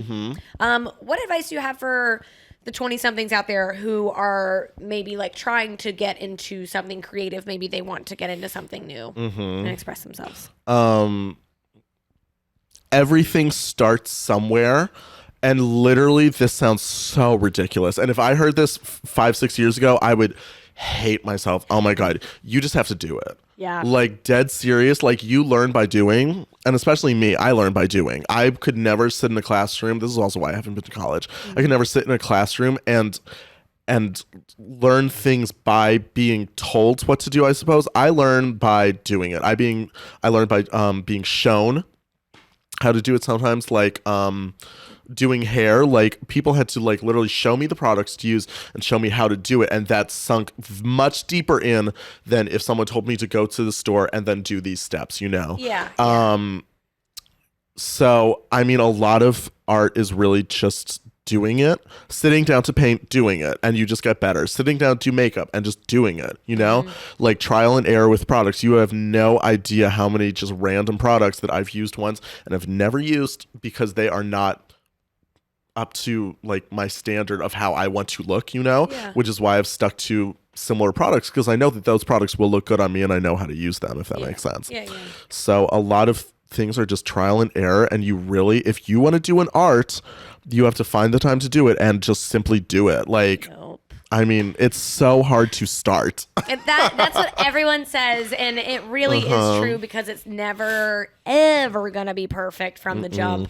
And the reality is that you'll do it for a year, it won't be perfect. You do it for 5 years, it won't be perfect because it's just growing. Your standards get higher. Yes. Oh my God. You know, and so you're always... You raise your own bar. Exactly. Oh my God, I swear, we talked about this last time, but like the very first episode of this podcast, I'm like, delete. And that wasn't even that long ago. But it's just like... That was less than a year ago. Yeah. And the more you do it, you're like, okay. I started drag around the same time that you started this podcast. And when I look back at pictures of myself, I mean, I love, this is the best feeling to paint a face and be like, oh, I'm going to look back at 6 months and hate this. Yes. Oh my God. Like this face right now and this hair and this outfit and whatever, I'm going to look back in a year and be like, oh my God, I can't believe I wore that on the Chicks and Dip podcast. Oh my God, I look insane. But that's the fun part about it, because if you don't hate what you did a year ago, you're not growing. You know, like exactly.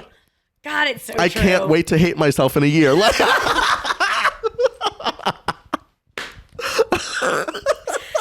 so true. Oh my God. There was this video, you know, Facebook Memories is like the perfect way to hate what you used to do in life. Oh God. Every day. It's like, here's a reminder. Yeah. I had a Facebook memory of my very first year working at WSAV. And I was like not on camera very often over there. And they brought me out of my little like desk area just to do like a live quick little thing on Facebook Live, just to talk about like a promotion we were doing. And the way I was so nervous. Yeah. And like, just like my confidence, it is visibly low on camera. And it's like I'm a different person. And at the time, people were in the comments like, wow, Lauren, you're so great. And And you like, watch that back and you're like, oh no. yes. It's like embarrassing, but then it's not embarrassing because now I'm like, wow, like if I had told myself then like you're gonna be so much more confident in front of a camera, like, yes, bitch, you know? It's like I would have been so proud of myself. Yeah, It's so sad that drag is such a public form that people have seen me when I looked my worst, you know? Like that's so depressing to think about. Like I will look through Instagram pictures of me at the club and people saw me for 5 hours that night and I'll go, oh my God. Oh, I can't believe I wore that. Oh. It's just like the pain. It's the pain that not only you look bad, but everyone else saw you when you looked bad. But the bright side of that is when you look good, everyone will notice, oh, she looks so much better this time, you know? Yep. And thank God. And then they'll tip me more. Hell yes. Yes. Speaking of like the most like famous drag queens, like they're making great money, right?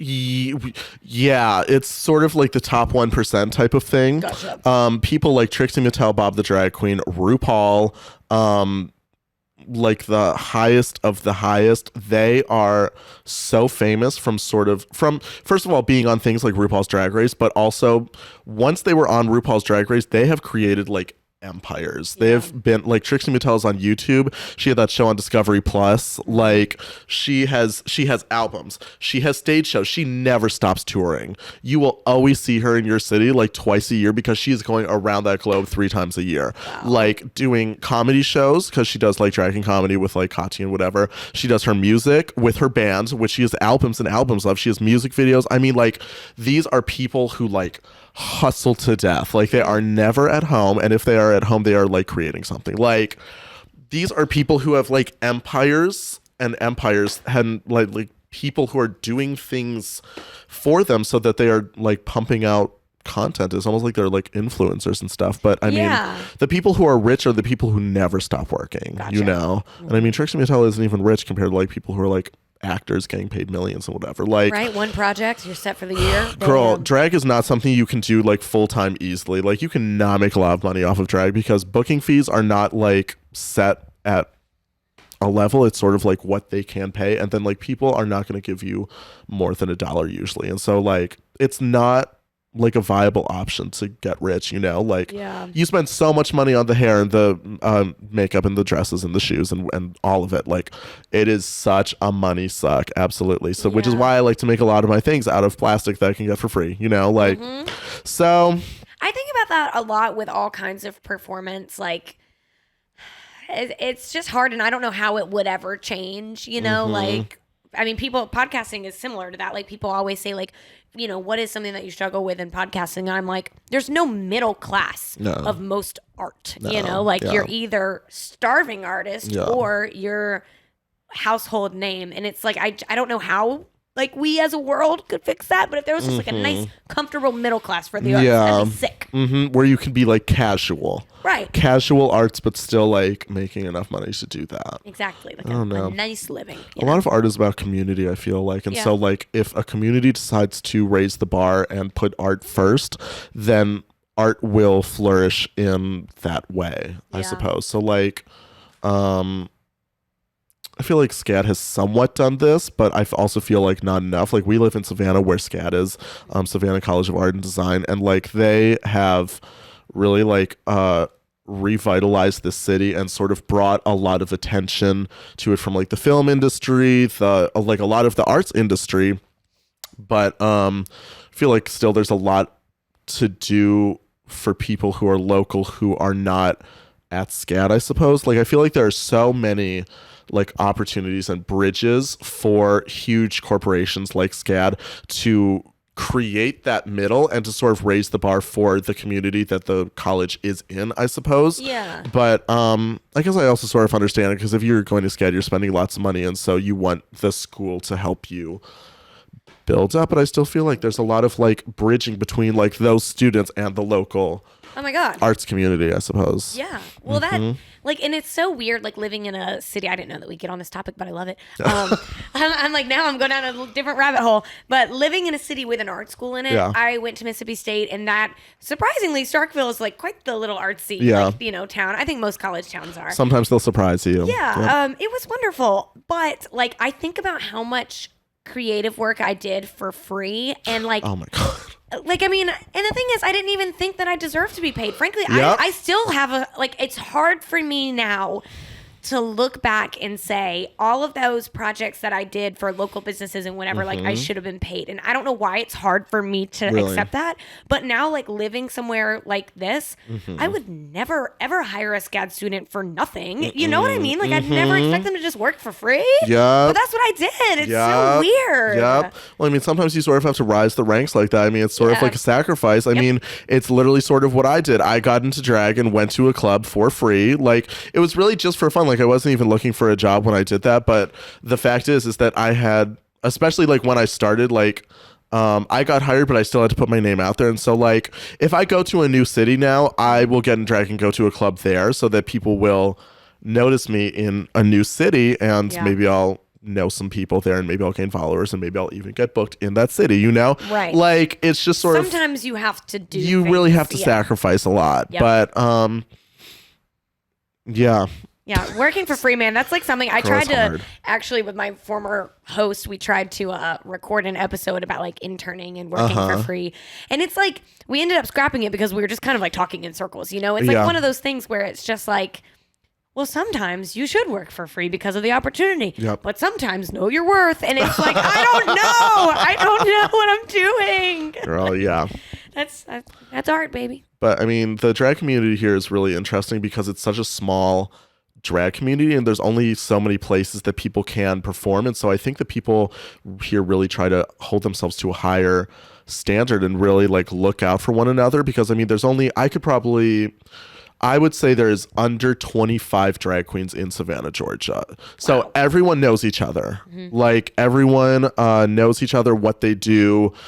Basically, everyone knows when that other person is performing, like what type of drag that person does. And so it also helps in sort of like the controversy, like, oh, this gig only paid that person this amount of money, and this, like, maybe we should watch out for this person because this person is booking people for this terrible gig, and like things like that. And so it really, I think, helps in a small community like this when everyone is open about sort of what they're doing, so that everyone in that community can gain from experiences that people have had in that way. Yeah, I swear, like, that's something that I try to be, like, so transparent about on this podcast whenever I've talked about, like, when I did this job, I got paid this much. And I say the number because, like, if you don't know how much your competitors are getting paid, like, how can you... You can't make sure, it. Yeah, like, how can you make sure you're getting fairly paid? Like, yeah, and I appreciate, and I've had experiences with businesses where I haven't gotten, like, hired for something, and they call me, and they're like, Lauren, I'll be honest, you quoted this XYZ, and this person quoted us XYZ, and I'm like, thank you, like, I'll never go and spread that, but now I know, like... Yeah, you have a pinpoint to go from. I at least know, like, I'm way out of range, or, like, I'm right on the money, you know? Yeah. I wish more people would be honest about that kind of shit. So, is there anything else that you want me to know about you or drag before I get into some like random questions? Let's see. I really like to do it. I like to do it differently. And I hope that more people, I suppose, have a better understanding of what drag can be, I suppose, because drag is a lot more diverse than I think a lot of people think it is. Yeah. And I mean, I would just say, like, go to a show once, I suppose. Like, local drag is really, really fun because you never really know what's out there. And like a lot of people know drag queens, and you'll probably know someone who's on that stage. Like, and it may shock you, like, oh, that's my hairdresser, you know, that's like in drag. So, drag is a community, and it is really easy to get into that community, shockingly, if you show up. Because I think a lot of people are like, oh, that's a closed door. No, girl, you can be that person. Oh my God, Lauren in the front row is here. Lauren's here at all of my shows. Lauren's here. Like, you can literally be like that little celebrity who comes to all of the drag shows, and people suddenly know you for coming to drag shows. That's how I'm trying to be. Yeah. They're going to say one day, they're going to be like, oh my gosh, Lauren goes to all of Kylie Cloud's shows. Do y'all remember she called George hot that one time? That was so weird. She's come a long way. You can create your own lore, you know? That's what is fun about it. I mean, it was really fun. Like, I don't know. I go out all the time. Like, I love performance and stuff. But I mean, like I said, like, I knew a lot more people, exactly what you just said. But then even the people I didn't know, I made a bunch of friends. Like, it was just because we're all there to have fun. And it was just really, it was good vibes. I'm so glad you had fun. I cultivated the vibe. Oh, you. I moderated the vibe. Bitch, you better moderate the vibe. I love it. Next time I host like a dinner party, I'm going to be like, okay, Lauren, moderate the vibe. Like, I'm going to be in the mirror. We're here to cultivate. Yeah, Be good at this. So some random like non-drag related questions. Absolutely. I don't know if I want to do the roller coasters or the city planning. Both. You have other interests that are just surprising to me. Roller coasters like is really niche. random. Yeah. Okay. So I'm really, really into roller coasters and amusement parks. Shockingly, this has nothing to do with drag, you know. But I mean, like, literally since like a young person, like 6, 7 years old, like I've just been fascinated by roller coasters and the business of amusement parks, I suppose. So like the planning of amusement parks, the planning of roller coasters. I like that roller coasters are just these big machines. I think that's really neat. I'm not exactly into like all of like the nitty gritties, like the blueprints and like, I guess, how they're built or whatever. But I am very interested in how they are designed and how the amusement parks are designed around them. This also connects to my interest in city planning. In the same way, I'm very interested in how cities create spaces for people and how like roads are built and who the roads are built for. And like squares in Savannah, how those are like made so that people will hang out in them. I love like a city park. I love that there are places that people will go just to hang out. I think that's so interesting. I also think it's really interesting places like airports, train stations, bus stations, that we have created spaces for people to go specifically because they are traveling somewhere else. Like, you would never go to a train station just to hang out or to be there. You are at that train station specifically because you are going to go somewhere else. Same with an airport. These are spaces that we as a society have designed in order for you to go somewhere else. And I love that. I think that's so interesting. And that like they're grand. Like a lot of airports have like these big architectural like marvels and like statues and sculptures and stuff that you will only see if you are going to go somewhere else. Like, that's so weird to me. It is so weird. And I've always said airports are like so sexy. Like there's just a mystery in the air. Like everyone's going somewhere different. You don't know where anyone's going. It's literally like purgatory. But like almost in like a good way, you know. Like you could strike up a conversation with someone in an airport and that's the only time that you will ever see that person in your entire life.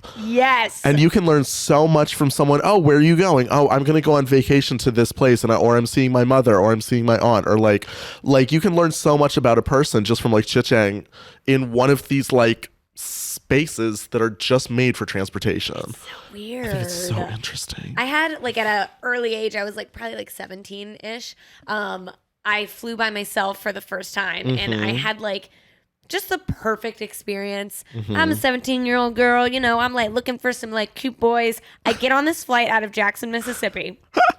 There's like 4 people going from Jackson to Chicago. And then the entire, I can't make this up, Ohio State men's golf team gets on the plane. I said, yes! I literally texted my mom. I was like, Mom, me and golf team on plane. And there were so many open seats that I asked the flight attendant. I was way at the back because I got like the bathroom seat, you know, the cheapest one. Oh, great. Yep. And I was like, can I move a little bit up, like by the golf team maybe? By the golf team.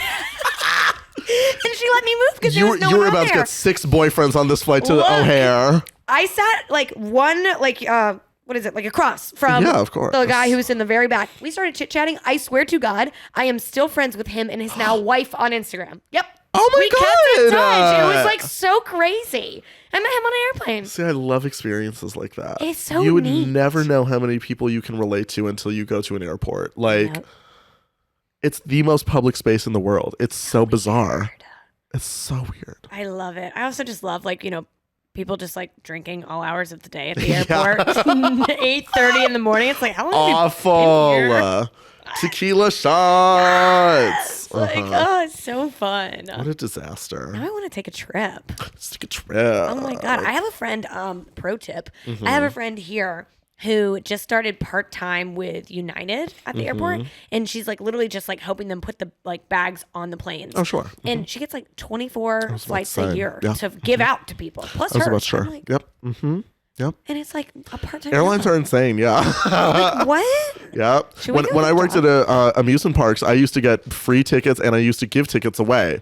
So like I would be at the amusement park after my shift. I would just walk in the front gate. I would be there on the weekends. Like I would just ride the roller coasters. And I would just wander around. And that was really like my time to experience. Like, oh, I'm in an amusement park and I get to take all of the little details in that I couldn't if I was just visiting for a day. Yeah. Like. It was so fun. That's Did not pay well, but it yep. was so fun.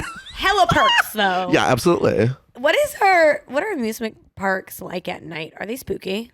I don't know. It's sort of like when you close up a restaurant. It is a little bit odd. Or like an airport, like at 5 o'clock in the morning. It's like everything is closed, and it's so odd because it's a place that is made for people to be in, and there are no people. Yeah. But I mean, I don't know. It's very like after a shift, they just turn all the music off in the amusement park, and so it's just like, oh. Like, I mean, after dealing with people all day, it's so nice to hear silence. Yeah. Yeah. That makes sense. Damn. And so, wow, now I have all these questions about the behind the scenes of like an amusement park. Like, so I've worked in restaurants and like, like you get done mopping whatever and like, you've either placed your to-go order or it's like who didn't pick up their to-go order. I got dibs on that. Like, are you getting like food from like the vendors at the amusement park before they close up? No, certainly not. That's their food, But I mean, like, when you get like employee meals, like you have food sometimes that is made like for the park and whatever. And so like I used to work at Busch Gardens Williamsburg, which so they had like the German food and the Italian food and the French food and whatever. And so you would go to like the break rooms, which are just like stuffed behind like the bathrooms in the amusement park. Like they're in these very like inconspicuous areas, but very centralized places, if that makes sense. So places around like a lot of rides and stuff. Like there's probably a break room around there. That's cool. Yeah, and so there would be like little like cafeterias where they would have like the Italian food and the French food and the German food and whatever. That they would just be. It would almost be like extra food that you would just have on your break. It would be like that. So it was like I worked at places that actually had like good food. A lot of amusement parks don't. I mean that makes sense. But yeah, so. Yeah. But it was You're not really going fun. to Yeah. the meal. That's cool. You have unlocked a memory that I no. forgot I even had. Oh God. I didn't work at the amusement park for the amusement park, but I did work one summer. I worked at a frozen yogurt shop, and they had a truck, and it was so hot. And we went to Wild Adventures in Valdosta in the truck, God. and I was Is that out how you there. pronounce it? What? Valdosta? Valdosta. Yeah. Is it Valdosta or Dosta? Dosta? Dosta? I've never heard Valdosta. it as Dosta. I've only heard it as Dosta. Really? Yeah, Valdosta. Valdosta. Interesting. I like it. It sounds Okay, way fancier. Valdosta. Ooh. I feel like a real Georgian now. Yeah. Valdosta. That's it. But we took the like froyo truck out there, and I was like pouring froyo for all the kids. It was a fun day. Okay. Wow. Yeah. What a weird memory. How old were Isn't it you? random? I was like coming home, or I was home from college, so I Oh, would have been wow. like 20. Work. That was a fun job. Though. Lauren And- in the froyo truck. yeah. Huh? Lauren in the froyo truck. I know. Who would have thought? Working at the froyo place was actually like so fun because one, I love frozen yogurt. I haven't had it in probably 2 years now, but it is so good. I don't know. I don't even know where there's one around here. Probably on there's River a ton. Street. Oh, probably. Probably. There's Yeah, everything on River Street. probably. Girl, But, go get you some froyo. Go get you some froyo. Maybe I'll do that after this. I'm hungry. Yeah. Other froyo story. which this transitions into a question that I have for you. Okay. I had a summer fling with one of my coworkers, and my whole family just called him Yogurt Bay. I would call him Froyo Bay. Froyo Bay. Froyo Bay. The Froyo Bay. Yeah, I am so interested how that turns into a question for me. I was going. I am That's fair. so curious. I was going to ask you, I think I asked you on the last one, but I was going to ask you, like, are you dating? Are you interested in dating? Anything like that? No, I'm not dating right now. Yeah. I think that I've realized that if I could put the time into dating, I would rather put it into something else, such as like making music or like doing a drag look or something. Like, Yeah. I just sort of realized that I don't need to date right now, and I could literally just like focus on like work or something. I don't know. Like, I would rather have a group of friends than date one person, I suppose, you know? Yeah. So, no, I'm not dating at all right now, but I mean, like, I guess I'm always open to the opportunities, but I'm also just a very picky person. So I'm like, if you are not more worth my time than me making a drag look that I could then make money off of, then this is not worth it. You know, like, I don't know. Like, I'm not going to date just to casually date, I suppose. Like, I could be in my bed, you know? Shit going on. No, but I always say, like, life is in seasons, and like I feel like if you're in your hard work season, like trying to like be like as creatively like plugged in and flourish like that as possible, like it is hard to prioritize a relationship. And I told you last time, like, if I had started this podcast and me and Cameron hadn't already been together, I don't know if we would have worked out. Like, we had a foundation, so he's able to support me through this. But like, sometimes I don't even get to text him back all day long. Crazy. You can't build a relationship really like that. I mean, maybe no. you could, but I mean, you're giving 100%. you already had a understanding relationship before you started working and stuff, so it's not like you took it personally that you're just working all day. Exactly. It's seasons, baby. Yeah, I mean, take this as an example. Today is Valentine's Day. Hi, Valentine's Day.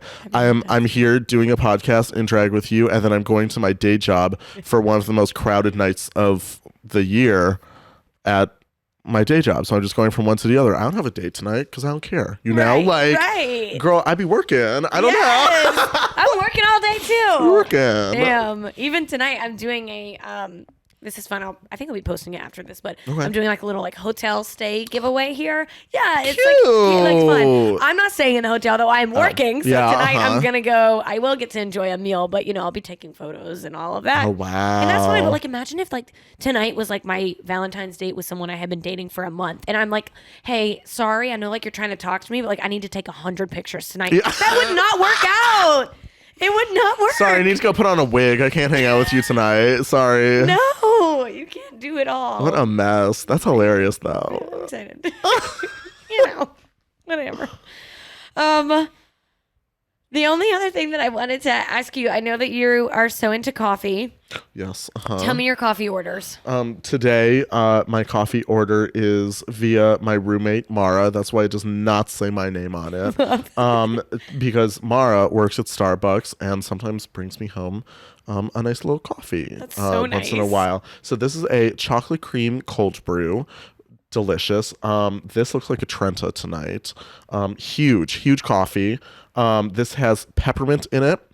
Both peppermint in the coffee and in the foam. Oh, love. Let's not get it twisted. Peppermint mocha in the coffee and in the foam. Yeah, so when I order, I say I want 2 pumps in the coffee, 2 in the foam. I didn't even know that you could add to the foam. Can you add any flavor to the foam? Yeah. Oh my God. Girl, go ham. I want to try that. I worked at Starbucks for a month. Don't tell anyone.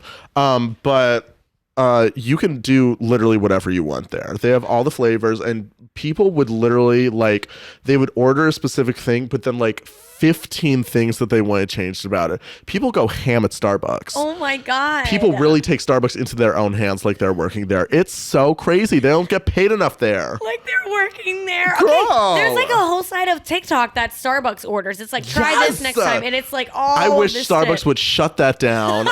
They are giving people too much leeway. Oh my People God. walk in and are like, I want only half ice, but I want it added in after the espresso, but not before the cream. It's shit like that. Like, you are getting too specific, bitch. Can I ask Go you- home. I'm about to be Barbara Walters. Look, y'all, I'm asking the hard questions and I'm getting to The hard-hitting the questions. bottom of this. Of course, yes. I've seen these videos Okay. where someone takes the venti cup Uh-huh. and they dump it into Uh-huh. the grande cup and somehow it all fits in there. Is that real? There's a reason for that, but I can't think about it. I want to say it's something like they are very, very close in the ounces that they can hold. I don't know. I really wouldn't be surprised if Starbucks is selling you more ice. Like, I really don't know. Do they do it with an iced coffee or a... It's an iced coffee usually. So yeah, is it just so the it's, ice? I think it's probably something having to do with the ice or something. I mean, like, you can try it yourself. Go home and pour a Trenton into a venti. Like, go ham, Lauren. I was don't worried know. that you were gonna say like. Oh, I could don't you know imagine about if I that. spilled Starbucks secrets right now? Well, I was gonna ask, like, have The you signed an tea. NDA? Yeah. Can you tell me?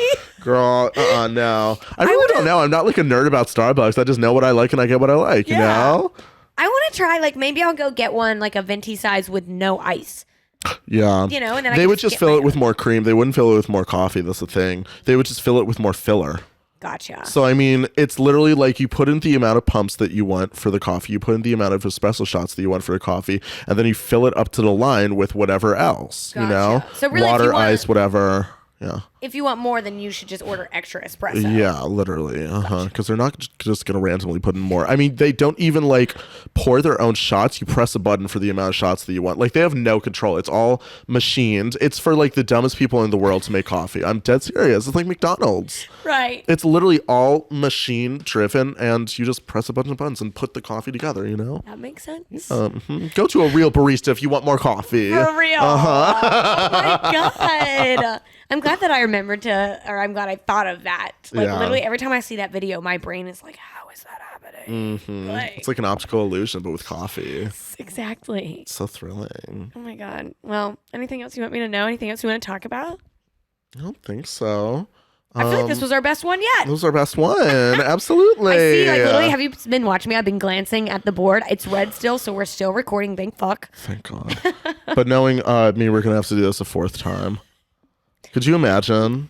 If we have to do this a fourth time, like, we're going to have this conversation, but then we're picking a new topic to, like, it's going to be a bonus episode 4 hours long, Yeah, and we're going to get our money's worth. Absolutely. And it's going to be all about the ports, not about drag. It's going to be about the ports and the train stations. Speaking of the ports, I'm sorry, now I have another question. Have you ever done...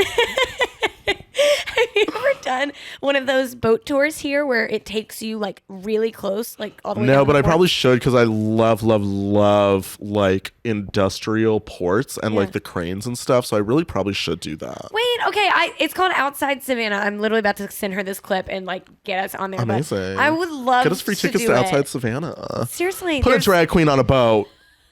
that would be a fun video. That would be a really great video. Okay, I'm gonna make this happen because seriously, Content. they take you all the way like deep, so close to the ships, like it looks like you could touch them. It's amazing. God. Is this on that one where it has like the paddle in the back that doesn't work? Hell no, no, Oh. this is like a pontoon.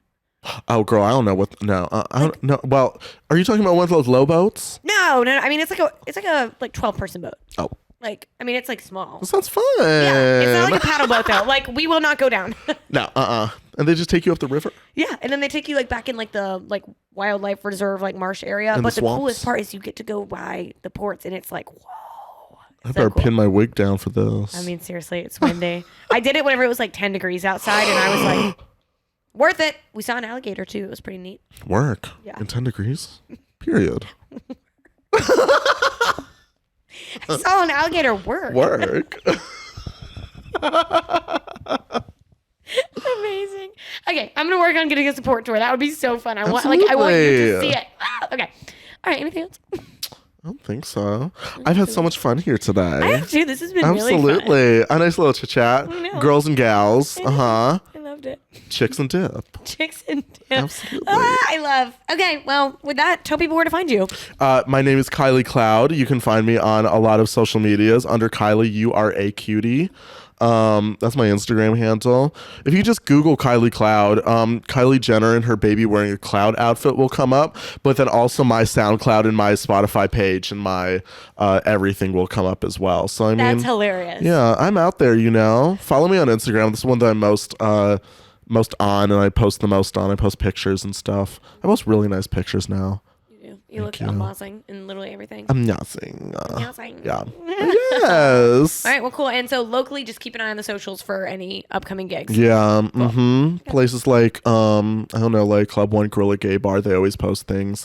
And so if you see Kylie Cloud on a poster, come see me. Show up. Show up. You will have fun. Absolutely. Yeah.